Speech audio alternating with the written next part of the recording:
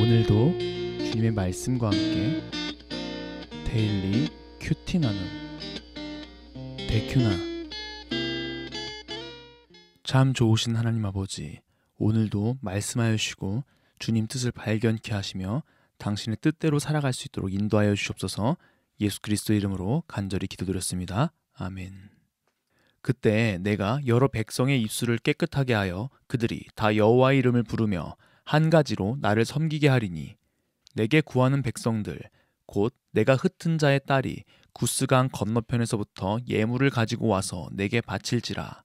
그날에 내가 내게 범죄한 모든 행위로 말미암아 수치를 당하지 아니할 것은, 그때에 내가 내 가운데서 교만하여 자랑하는 자들을 제거하여 내가 나의 성산에서 다시는 교만하지 않게 할 것임이라.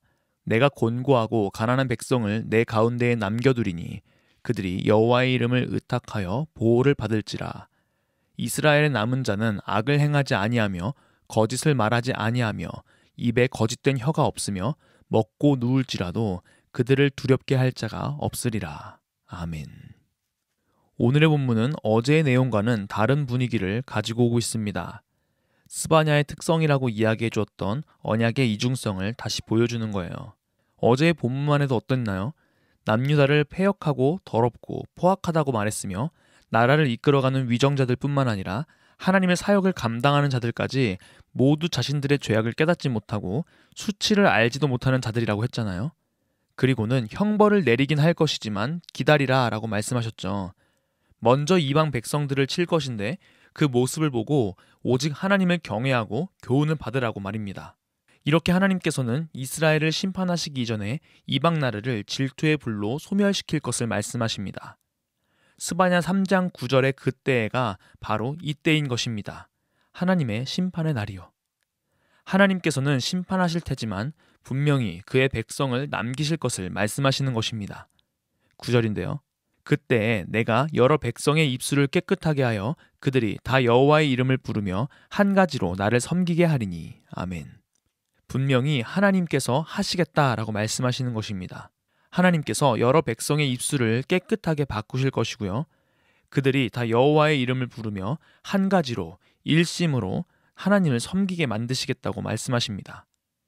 모두가 교만하여져서 하나님 위에 자신들의 이름을 내려고 했던 그들을 하나님께서 각기 다른 언어를 하게 만드심으로 흩으셨던 바벨탑 사건과는 다르게 여러 백성들의 입술이 하나가 되어 여호와 하나님을 부르고 하나님을 섬기게끔 피조물로서 인간이 당연히 해야 할 일들로 회복시키실 것을 말씀하시는 것입니다.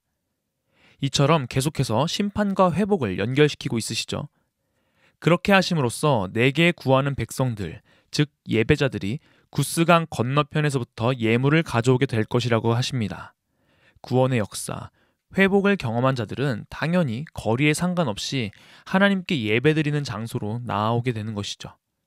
이어지는 11절부터 13절까지의 말씀은 진정한 회복을 또한 기대하게 만듭니다. 먼저 11절이요. 그날에 내가 내게 범죄한 모든 행위로 말미암아 수치를 당하지 아니할 것은, 그때에 내가 내 가운데서 교만하여 자랑하는 자들을 제거하여 내가 나의 성산에서 다시는 교만하지 않게 할 것임이라. 아멘.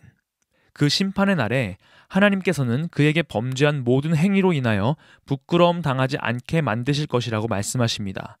그가 그들 가운데에 있는 교만하며 자랑하는 자들을 제거하실 것이며 다시는 하나님의 거룩한 산에서 교만하지 않게 만드실 것이기 때문입니다. 다 하나님께서 해주시는 거예요. 그렇게 싫어하시는 교만이라는 죄악을 우리가 스스로 해결하도록 하시는 것이 아니라 직접 그가 다 일하시는 것이죠. 내 가운데서 라는 단어 자체도 중심, 내장을 의미합니다. 고대에는 마음속 가장 깊은 중심을 내장으로 여겼거든요. 우리가 마음이 심장에 있다고 이야기하는 것처럼 말입니다. 가장 중심에 자리 잡고 있던 모든 교만함, 하나님 이외에 다른 것을 의지하거나 나 자신을 올려놓는 행위를 하지 않도록 만들어 주실 것입니다. 이어서 12절이요. 내가 곤고하고 가난한 백성을 내 가운데에 남겨두리니 그들이 여호와의 이름을 의탁하여 보호를 받을지라. 아멘. 하나님께서는 내 가운데 위에서 본 단어와 동일한 중심, 내장에 하나님의 백성을 남겨주실 것입니다. 그들은 비록 곤고하고 가난하지만 직역하면 허약하고 겸손한 자들인 것이고요. 그들은 여호와의 이름을 의탁하여 보호를 받을 것입니다. 의탁하여 보호를 받다라는 단어도 보호를 위하여 도피하다라는 뜻이에요. 즉 곤고하고 가난하고 어떠한 힘도 없으며 자신의 존재가 아무것도 아니라는 사실을 깨달은 겸손한 자들은 자신을 보호해 줄 수 있는, 자신을 살리시고 회복해 주실 수 있는 유일한 분이신 하나님의 보호를 바라며 피하는 것이죠. 하나님만이 우리의 참된 피난처가 되시는 것입니다. 그래서 13절이 참 의미가 있습니다.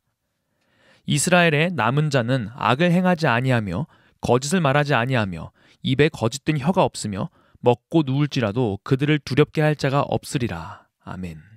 여기도 중간에 키라는 원인과 결과를 나타내는 접속사가 들어가 있어요.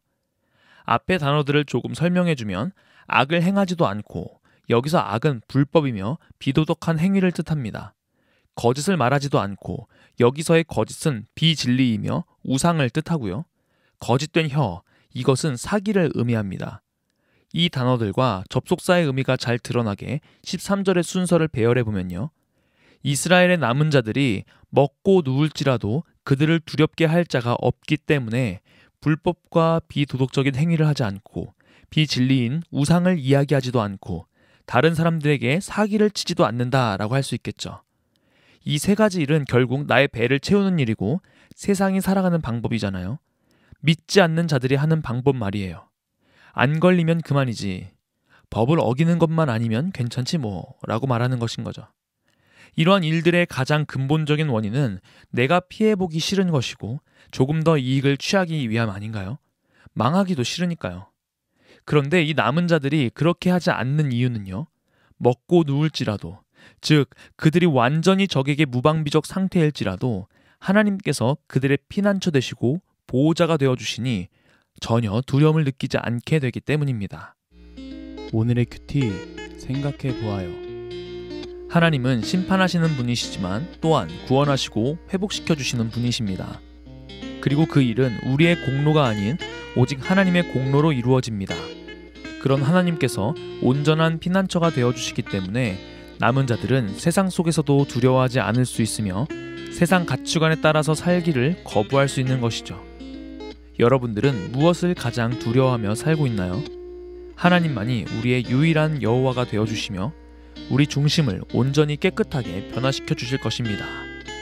오늘 하루 우리의 힘을 의지하는 것이 아니라 우리의 연약함과 능력 없음을 깨닫고 우리의 영혼을 온전히 깨끗게 하시고 변화시켜 주시는 하나님께 우리의 삶을 맡겨서 두려움이 아닌 확실함과 담대함으로 세상을 살아가는 우리 모두가 되기를 소망합니다. 기도하겠습니다. 참 좋으신 하나님 아버지, 우리의 연약함을 붙들어 주시고 우리 마음 가운데 깊숙이 자리 잡고 있는 두려움을 물리쳐 주시니 감사합니다. 온전히 하나님께 의지하게 하시며 피난처 되시며 우리를 보호해 주시는 하나님의 사랑을 더욱 경험할 수 있도록 우리 모두를 인도하여 주시옵소서. 감사합니다. 예수 그리스도의 이름으로 간절히 기도드렸습니다. 아멘.